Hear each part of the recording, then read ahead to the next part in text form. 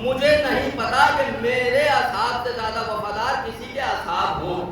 عزیزان گرامی، شاید میں ایک یا دو وجہ بتا رہا ہوں، شاید وہ وجہ ہوں اور شاید آپ کے نزدیک مقبول ہوں کہ کیوں امام نے یہ کہا کہ میرے اصحاب سے زیادہ کسی کے بھی اصحاب وفادار نہیں ہیں۔ عزیزو، آپ جناب آدم سے لے کر جناب عیسیٰ تک کی تاریخ اٹھا کر دیکھیں، پہلا آدمی جب اس کائنات میں آیا اس کے دو بیٹے، یعنی جناب آدم کے دو بیٹے ہیں اور یقینی طور پر وہ آدم کے اصحاب بھی ہیں، لیکن کیسے بیٹے کہ ایک نے دوسرے کو قتل کر دیا۔ میں اپنے اصحاب سے بہتر کسی کے اصحاب کو نہیں جانتا، میرے اصحاب سب سے زیادہ وفادار ہیں۔ ایک نے دوسرے کو قتل کر دیا۔ تاریخ اور آگے بڑھی، جناب نوح کا زمانہ آیا، ایسے اصحاب ہیں جناب نوح کے کہ 950 برس تک جناب نوح کو پتھر مارتے رہے، اور اتنے پتھر مارتے ہیں کہ نوح روز پتھروں میں دب جاتے ہیں، روز جبرائیل آ کر ان کے اپنے پروں سے ان کو مس کرتے ہیں، روز شفا یاب ہوتے ہیں، روز پھر سے تبلیغ پر نکل جاتے ہیں۔ عزیزان گرامی، ایک اصحاب یہ ہیں کہ جنہوں نے 950 برس تک جناب نوح کو پریشان کیا۔ قرآن بڑھ کر گواہی دے رہا ہے کہ جناب لوط کی زوجہ وہ ہے کہ جو خیانت کار ہے۔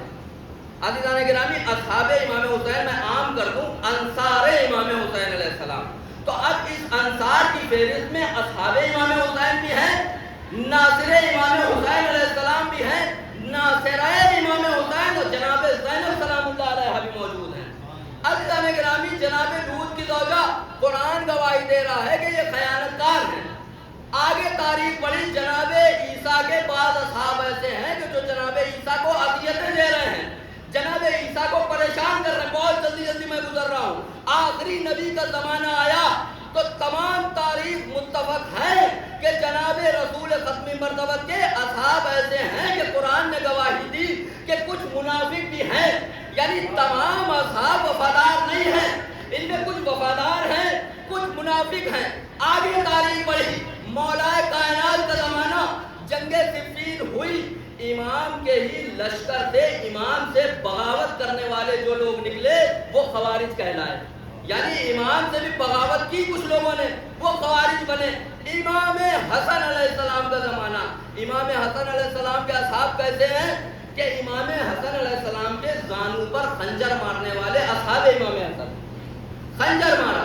تاریخ آگے کہتی ہے کہ جب امام نے صلح کر لی تو یہی جو اپنے آپ کو اصحاب حسن کہلاتے تھے، انہوں نے امام حسن کو سلام کیسے کرنا شروع کیا، السلام علیک یا مذل المؤمنین، اے مومنین کو ذلیل کرنے والے، معاذ اللہ خاتم بتائیں، امام کے لیے یہ فکر استعمال کیے، اے مومنین کو ذلیل کرنے والے، تم پر ہمارا سلام ہو۔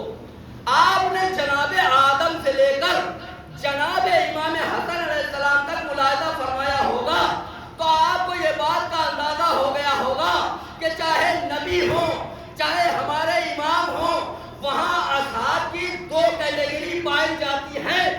ایک اصحاب وہ ہے جو انبیاء کے وفادار، ایک اصحاب وہ ہے جو انبیاء کے وفادار نہیں ہے۔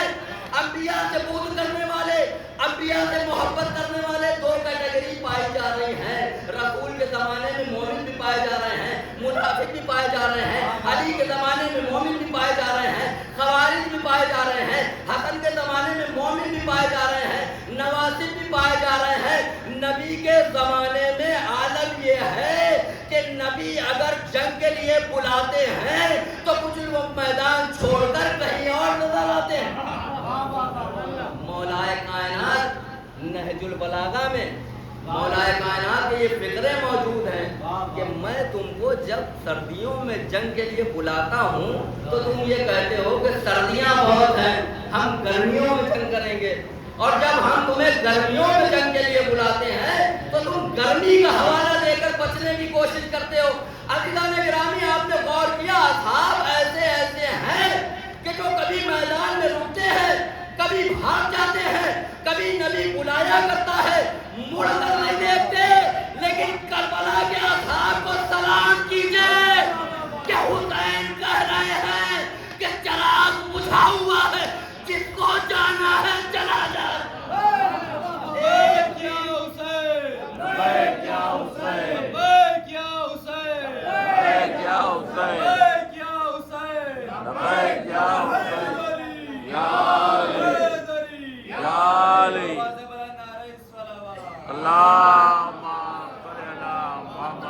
کہتی ہے کہ عجیب جوہری ہے یہ کائنات کے جوہری جب کسی ہیرے کو پرکھتے ہیں تو دنیا بھر کے نور روشن کر لیتے ہیں. کائنات کا اکلوتا جوہری ہے کہ جس نے اپنے ہیروں کو پہچانا تو چراغ بجھا کر پہچانا اور کوئی بھی جاننے کے لیے تیار نہیں. تاریخ نے کہا کہ امام حسین علیہ السلام کہہ رہے ہیں چلے جاؤ, لیکن جب چراغ جلا تو زہیر کی گردن پر تلوار ہے, عباس اپنے ہاتھ میں نیزہ پکڑے ہوئے ہیں, قاسم بڑھ بڑھ کر کہہ رہے ہیں مولا ایک مرتبہ نہیں اگر 70 مرتبہ بھی ہمیں جلا دیا جائے اس کے بعد پھر زندگی دی جائے, قسم خدا کی پھر بھی ہم آپ کے دامن کو نہیں چھوڑیں گے. کیسے کیسے صحابی ہیں, کیسے کیسے اصحاب امام حسین علیہ السلام لے کے آئے ہیں کربلا کے میدان میں. آپ نے شاید نہ سنا ہو, شاید آپ کے لیے نئی بات ہو, میں 2 یا 3 انصار امام حسین علیہ السلام کا ذکر کر کے مسائل پر آ جاؤں گا. پہلا ناصر امام حسین علیہ السلام, مقصد بڑا ہے تو امام حسین علیہ السلام جو ساتھی لے کر آئیں گے, جو مدد کرنے والے لے کر آئیں گے, وہ بھی ایسے ہوں گے جو کائنات میں سب سے بڑے ہوں گے, کائنات کے سب سے وفادار ہوں گے.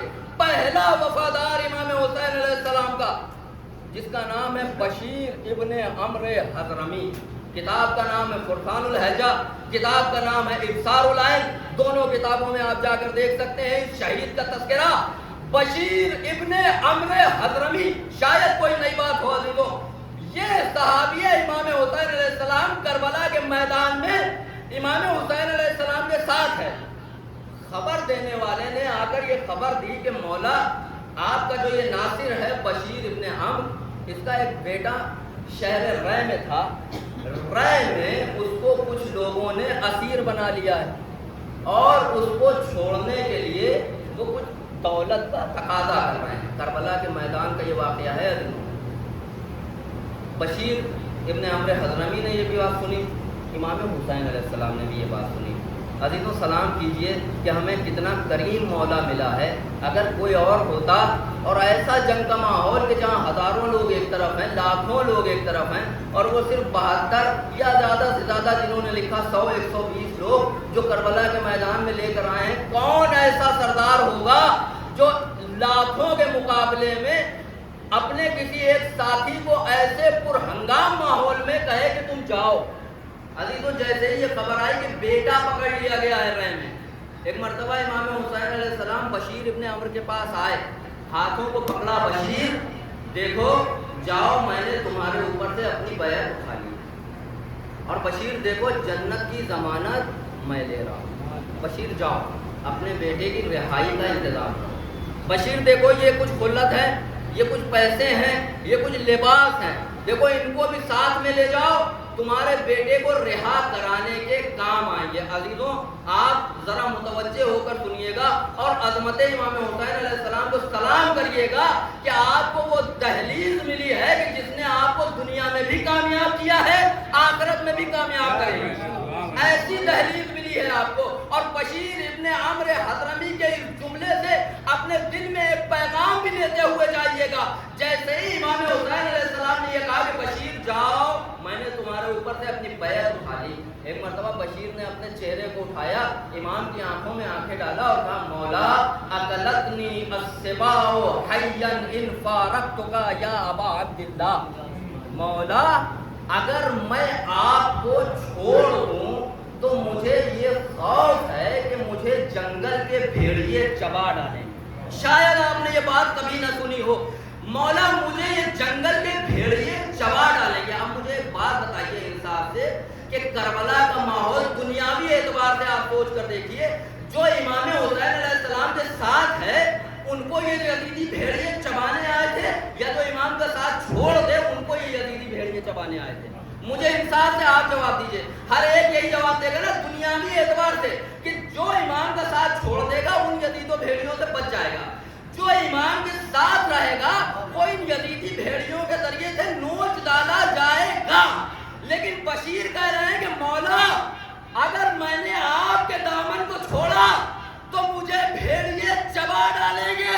ایک پیغام دیا کربلا سے بشیر نے, اگر اولاد چھوٹ جائے تو یہ نہ سمجھنا کہ حقیقی نقصان ہو گیا, लूट ली जाए तो ये ना समझना कि नुकसान हो गया, अगर घर गिरा दिया जाए तो ये ना समझना कि नुकसान हो गया। नहीं, इंसान का हकीकी नुकसान उस वक्त होता है जब हाथ से दामने हुसैन छूट जाता है। जब हाथ से दामने हुसैन छूटता है तब हकीकी नुकसान होता है। बशीर इब्ने अम्र हज़रमी, करबला के मैदान का एक शहीद, कैसे कैसे शहीद लाए हैं इमाम हुसैन अलैहिस्सलाम, कैसे कैसे नासिर लाए हैं इमाम हुसैन अलैहिस्सलाम। अज़ीज़ान गिरामी, पूरी कायनात आदम से लेकर खातम तक तमाम लोगों का ये शुगल रहा है और तमाम लोगों के ये जज्बात रहे हैं कि जब भी दीन में दाखिल होते हैं तो सबसे पहली लालच ये होती है कि हमें जन्नत मिल जाएगी। सबसे पहली ये लालच होती है कि हमें जन्नत मिल जाएगी। और अंबिया अपने असहाब को जन्नत की बशारतें देते भी रहे हैं। आपने तारीख में सुना होगा, मुसलमानों की किताबें भरी हुई हैं कि अशरे मुबशरा मौजूद हैं कि जिनको रसूल ने जन्नत की बशारत दी, मौलाए कायनात को जन्नत की बशारत दी। सलमान के बारे में कहा कि सलमान ऐसी शख्सियत है कि पूरी कायनात जन्नत में जाने की मुश्ताक है। जन्नत ये कहती है कि सलमान किसी तरह से मेरे अंदर आ जाए, किसी तरह से जन्नत में दाखिल हो जाए। रसूल जन्नत की बशारतें देते रहे, लोग खुश होकर कबूल करते रहे, लेकिन कसम खुदा की कभी रसूल ने किसी को जन्नत दिखाई नहीं है, कभी किसी को जन्नत दिखाई नहीं। रसूल ने जन्नत की बशारत दी लेकिन जन्नत दिखाई नहीं। बशारत देने का नतीजा ये हुआ कि लोग जज्बाती होकर बड़े खुश होते हुए नजर आए। इमाम हसन ने भी बाद लोगों को जन्नत की बशारत दी, जन्नत किसी को दिखाई नहीं। जिनको बशारत दी वो बड़े खुश होते रहे। अज़ीज़ान गिरामी, लेकिन आप करबला के मैदान में आइए, शबे आशूर है, इमाम हुसैन के चंद असहाब हैं। ऐ बुरैर तुम भी मेरे साथ मक्तल में चलो, ऐ खुदैर तुम भी मेरे साथ मक्तल में चलो, ऐ हबीब तुम भी मेरे साथ मक्तल में आओ, ऐ शौकत तुम भी मेरे साथ मक्तल में आओ। ऐ हबीब देखो इस जगह पर तुम कत्ल किए जाओगे, ऐ शौकत इस जगह पर तुम कत्ल किए जाओगे, ऐ हबीब इस जगह पर तुम कत्ल होगे, ऐ बशीर इस जगह पर तुम कत्ल होगे। तमाम लोगों की कत्लगाहें दिखाई। उसके बाद मौजज़ा इमामत ज़ाहिर हुआ। एक मर्तबा 2 उंगलियां बुलंद हुई। इमाम ने कहा बशीर इन उंगलियों के दरमियान देखो। बशीर ने अपनी निगाहें उठाई और कहा मौला जन्नत नजर आ रही है, ऐ हबीब जन्नत में तुम्हारा ये मकाम होगा। एक मर्तबा ये 2 उंगलियां घूमी, बशीर की तरफ गई, बशीर इन 2 उंगलियों के दरमियान देखो, ऐ बशीर क्या देख रहे हो? कहा जन्नत दिखाई दे रही है। मौला ने कहा ऐ बशीर जन्नत में तुम्हारा ये मकाम होगा। एक एक सहाबी को इमाम हुसैन अलैहिस्सलाम जन्नत दिखा भी रहे हैं, जन्नत की बशारत भी दे रहे हैं, लेकिन असहाबे हुसैन ऐसे हैं कि जिनके चेहरों पे मुस्कुराहट नहीं है, जिनके चेहरों पे हंसी नहीं है, बल्कि एक अजीब सा इत्मीनान है, चेहरा मुतमईन है। वो और थे कि जो जन्नत की बशारत सुनकर खुश हो जाते थे। लेकिन ऐ असहाबे हुसैन तुम मुस्कुरा क्यों नहीं रहे, तुम हंस क्यों नहीं रहे? अजब नहीं, ये असहाबे हुसैन जवाब दे, अरे वो खुश हो, वो हंसे जो जन्नत में ना हो। अरे हम करबला में हुसैन के साथ पहले से जन्नत में मौजूद हैं। वाह वाह, मोहम्मद वाले मोहम्मद।